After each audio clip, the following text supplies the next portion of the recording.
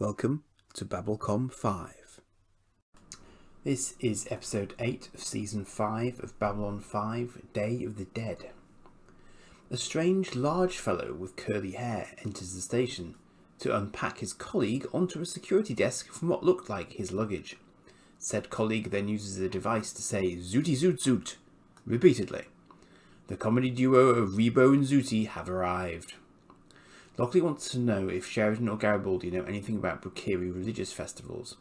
Short answer is no, although Garibaldi thinks they hate comets. It's their symbol for death, which is odd as Brukiri seems to be fastening one to his lapel.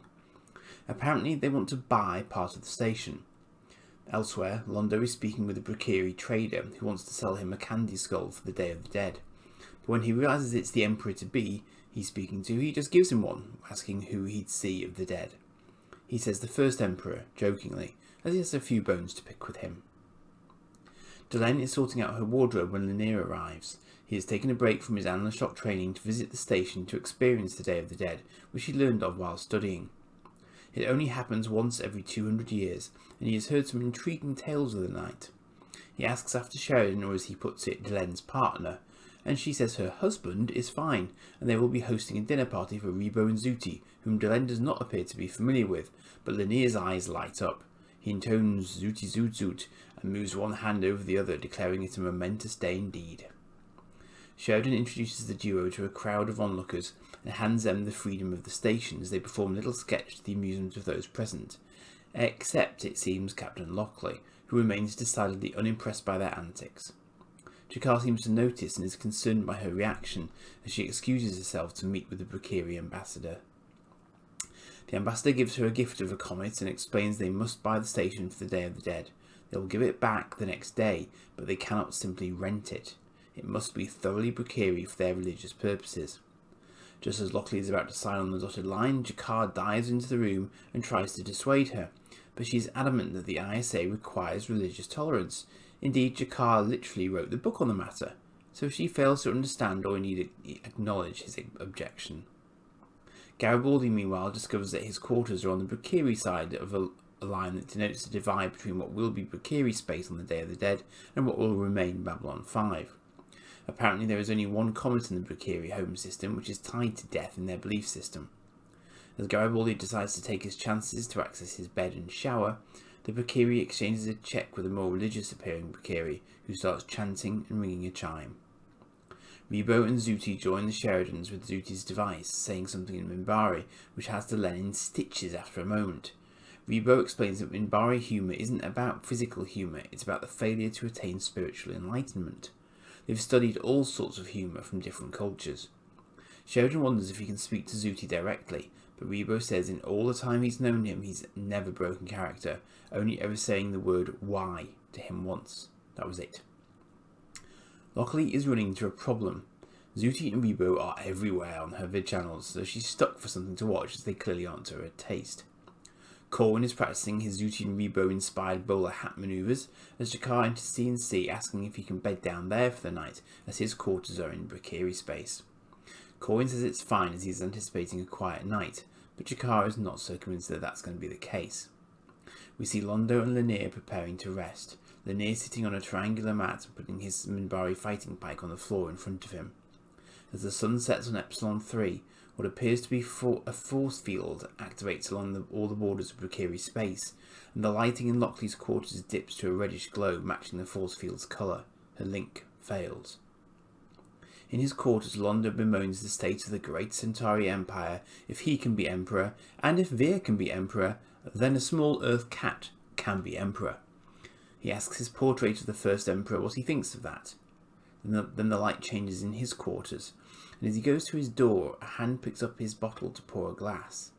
As he turns back to the room, he finds to his amazement it is Adira Tyree who stands with him, and he doesn't question it for a moment. He tells her he saw her dead body, but killed the man who killed her, and is to be Emperor. She is solid and kisses him, calling him her darling. He says he would give it all up to have her back at his side. As the light changes in Garibaldi's quarters, his shower begins to run, and it seems he sleeps with a PPG under his pillow these days. We see a woman's body in silhouette, hear her voice, and out comes Dodger from Gropos. Garibaldi runs through clone, robot, Psytric as possibilities, but Dodger just says it's the Day of the Dead and acknowledges that she is indeed as dead can be, but also there. In Lockley's quarters, she's still trying to make contact with the outside world until someone calls out Lizzie, and she spins to find a young woman in her quarters called Zoe. Lockley is visibly distressed by her presence. She is a figure from 20 years ago who Lockley had shared a bond with, but who she found dead, choked on her own vomit, and even now she can't say if it was on purpose or just bad luck. Despite Lockley's poor relationship with her father, she was actually glad when he turned up 10 hours later and took her home from the derelict hotel they were holed up in. After that, Lockley joined Earth Force, tried to bury that section of her past, and tells Zoe they're in space, where she looks about after a quarter of a million life forms. Zoe laughs, now understanding why Lizzie doesn't party anymore, although it's more to do with her. Lockley wonders what she is, but Zoe says she's just her. She needs the restroom for one thing, but she also knows she's dead. She remembers dying a little. Corwin calls Sheridan and outlines that a chunk of the station a mile long is now a dead zone, with Lockley's quarters inside it. Dinner with Rebo and Zooty may have to go on hold. Garibaldi and Dodger confirm that neither actually believe in a life after death, not that that seems to matter for these purposes. She has brought no arcane knowledge back with her either, at least none she didn't already have on her. Garibaldi seems to relax a touch as he sits with her on the bed. Sheridan goes to investigate one of the transition points and very nearly regrets hurling a small fire extinguisher at it full force because it rapidly reverses direction on hitting the force field. Duly chastised, he heads for C&C. In Lanier's quarters, a rustle of paper disturbs his meditation, and he rapidly retrieves and activates his pike to challenge one Mr. Morden, who he slowly recognises as an agent of the shadows. He says he wants wisdom, but Mr. Morden retorts that no one should want to talk to the dead. He notes that his head still remains on Centauri Prime, rustling in the gardens, his hair taken for birds' nests. He tells Lanier frankly that Delenn does not love him the way he loves her. Lanier says he knows that, but Morden says his heart doesn't. Therein lies the problem. Lanier decides to end their conversation by leaving his quarters, but he immediately starts to struggle for breath as he crosses the force field barrier. In C&C, Sheridan sidesteps the snoozing Jakar and consults with Corwin, who doesn't know how long Lockley sold the portion of the station to the Pekiri for, but Sheridan thinks it will be in her logs. He asks Corwin to try and get hold of the Pekiri homeworld too, just like old times. Morden has pulled Lanier back into the room, noting that the other side of the corridor is over 200 million light years away, so the air's spread pretty thin in the middle. He asks if there's any coffee. Lanier wonders why he helped him. Morden suggests that he shouldn't trust everything he hears from Sheridan, and wonders why he isn't here when he died on Zahadum. He gives up on coffee, then quietly notes that Lanier will betray the Endless Shock. Lanier scoffs at this, and calls him out on his lack of knowledge of Sheridan's current status. Morden shrugs this off, saying he's prophetic, not infallible. Lanier suggests he is neither, and says he could no more betray the Endless Shock than his fingers could betray his hand. With that, he ends their conversation. Lockley realises with Zoe that they could actually be remote from the station, but reroutes the power they do have to get some local systems up and running using a password. Zoe's dead. Just as Dodger and Garibaldi are discussing Lise and her not being mentioned to her, Lockley pops up on Garibaldi's monitor to prevent things getting more intimate, with Dodger hilariously jumping up, saluting, and reporting herself as dead. Lockley wants Garibaldi to use long-range comms to come back into short-range comms so she can issue a nice reassuring message in half an hour. And of course, he has to do this from his quarters. No biggie. Elsewhere, Londo and Adira have clearly been more successful in getting to the intimate stages of the evening. She makes him feel young. Then Lockley pops up to spoil the mood before she's barked off. Adira sadly confirms she is right. She's a dream, and he will soon command 40 billion Centauri, yet none of them will know him as she does. Yet she will be gone in the morning. He wishes it were not so, and they hold one another. To Dodger's chagrin, Garibaldi takes a full 17 minutes of their time together to give Lockley her stellar comlink. Rebo and Zooty are apparently considering getting into politics, although neither Delenn nor Sheridan, as he returns, wish to encourage them to do so. Indeed, Sheridan notes that they were able to say more as comedians during Clark's reign than others could, but Rebo says that's the problem. As a comic, what you say is dismissed because you say it as comedy, whilst the Senate can act as if they are comics, yet they are taken seriously because they don't speak as comics. Sheridan says politics should enable comedians to be able to speak, because comedy has value in and of itself. Just then, Lockley manages to make contact seemingly from light years away to explain that the situation should resolve itself at planetary sunrise, and Sheridan confirms that's when he's been told by the Bakiri government. He's glad she's alright, and they'll discuss it when the situation is normalised. As sunrise breaks, Mr. Morden asks Lanier to think of him as a brief electromagnetic anomaly that told him some true things. Then he's gone, the paper he was holding fluttering to the floor as Lanier looks round. Dodger and Garibaldi end their time with rhyming poetry tests to song and a hope that they might see each other again up there. Zoe seems to have a message for Sheridan, and she asks if he and Lizzie had kids. She says they didn't. Zoe says she would have had lots of kids, and in her last moments she finally admits that she did commit suicide because she just couldn't continue, but she didn't want to hurt Lizzie and hopes she doesn't hate her. She is gone, but Lockley confirms she could never hate her. Lockley can't give Sheridan any explanation for what happened. Many have theories, but ultimately it's a mystery, and no one got hurt. The effects were temporary. Perhaps a little mystery is no bad thing. And to add to that, everyone is reporting very personal encounters and fewer are telling what happened. But speaking of mysteries, Lockley has a message for him from a Kosh. When the long night comes, return to the end of the beginning. Sheridan is clearly taken aback by this, processing it before letting her go. Lockley thinks Jakar is going to tell her that he told her so when they bump into each other, but the opposite is the case. He can see that those who were in Bakiri space seem deeper and more at peace with themselves now than they were before, and he wonders what insights he would have received had he also been. Something to learn from. Then he sees Malari has become a convert to Rebo and Zooty, and thinks perhaps he may have been mistaken after all, that not everyone does learn from their mistakes. Sheridan finally does get a word or two from Zooty directly, because it tells me to. Possibly a reference to his translation machine, or the why he once told Rebo. Such an interesting episode at a number of levels, this one.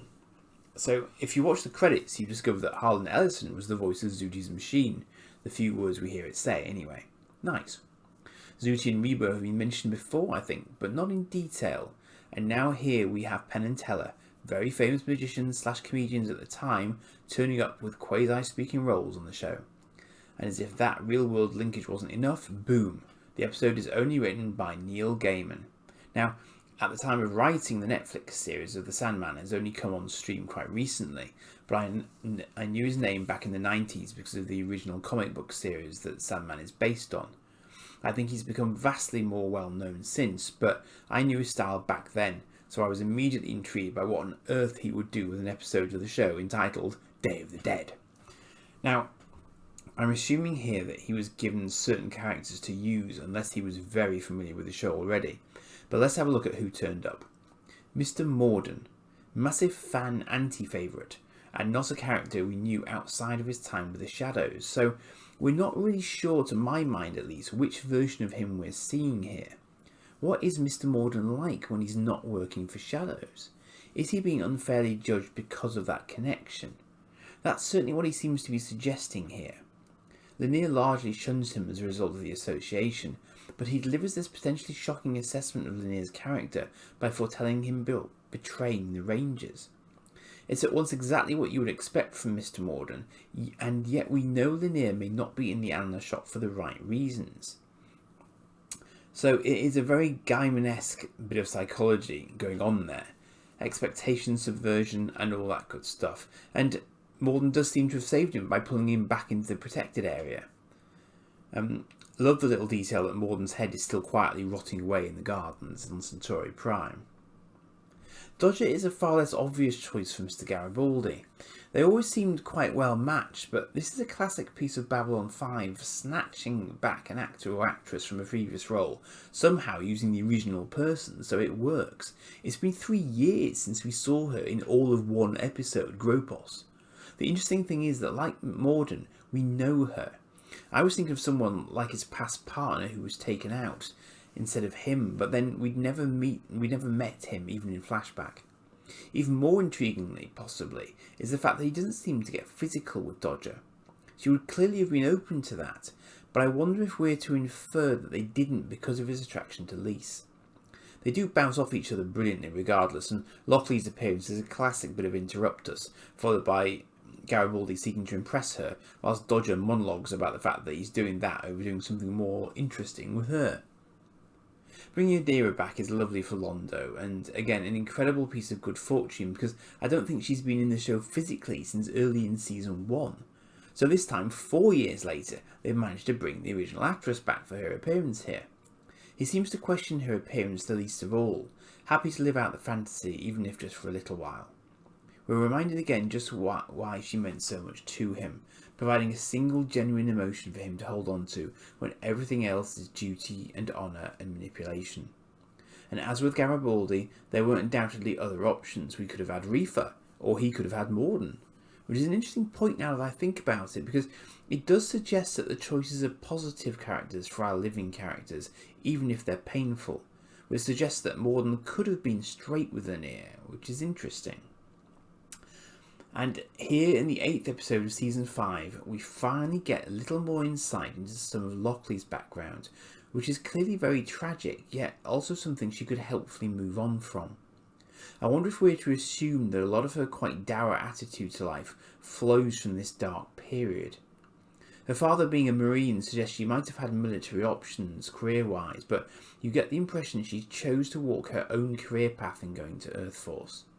She may also have had a substance misuse issue like Garibaldi at one point from what Zoe says to her. This in a sense crystallises something for me, which perhaps I've been slow to recognise. Everyone else on the show we've known for years, and we understand their characters pretty well at this point. Lockley is way behind that curve, even given her past association with Sheridan, which again is something we've only recently found out about. It's like someone is filling her up with air as the season progresses, so we get a more three-dimensional character as time progresses. Just an unfortunate side effect of Claudia Christian's departure. It's good that she gets closure on this chapter of her life. Clearly it resolves a question she's wanted an answer to for 20 years, and that's no small thing if she takes it at face value. She seems to have, in the way that she addresses the event with Sheridan, in accepting it as a mystery. Speaking of which, while I think about it, let's talk force fields. I've been racking my brain for any other race we've seen use force fields in Babylon 5, and the only ones I can think of that come close are maybe the Vorlons in terms of a sort of offensive force field, and possibly Draal in creating air pockets that might be contained by a loose force field effect. Possibly even, now that I think about it, the third space aliens, in fact. Because their ship was quite heavily shielded at the front and Sheridan had to go around the back to get through it, thinking about it. So, how the hell did the Brakiri pull off that piece of tech? I don't know how much we know about their tech. They do have some really big capital class ships, but I've always thought they were more carriers than anything else, so it's rather hard to judge them technologically. Just an interesting one that I hadn't really noticed before, probably because it was a guy in an episode. It's just that Sheridan going to look at one and establishing its bouncy is a fairly big scene, so their nature is clearly established.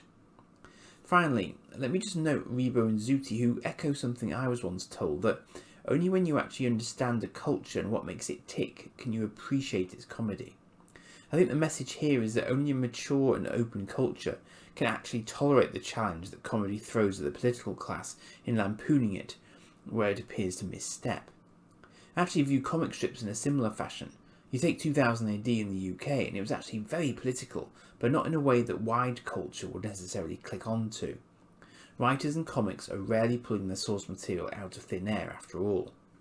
It was an interesting choice using a well-known comedic duo in the real world in the Babylon 5 setting because they were essentially adopting their normal format on the show. I dare say there's a story behind that, and I think it worked just well enough. I just find myself wondering whether it was a little too engineered at that particular point in time. Finally, the message from Kosh. I'd forgotten about that little humdinger, and I actually thought it might have been a message from Lorien. I thought it a little odd that Lockley didn't seem to recognise the name if she's up to speed on the station's history at all, but of course this was really for the long-time viewer's benefit to see Sheridan's reaction. I think you can draw your own conclusions about the veracity of the message and what it means, and with that I'll leave you. I've got a little real-world operation to be had on the day this goes live, but touching wood, I'll join you again at the end of August. Cheers for now.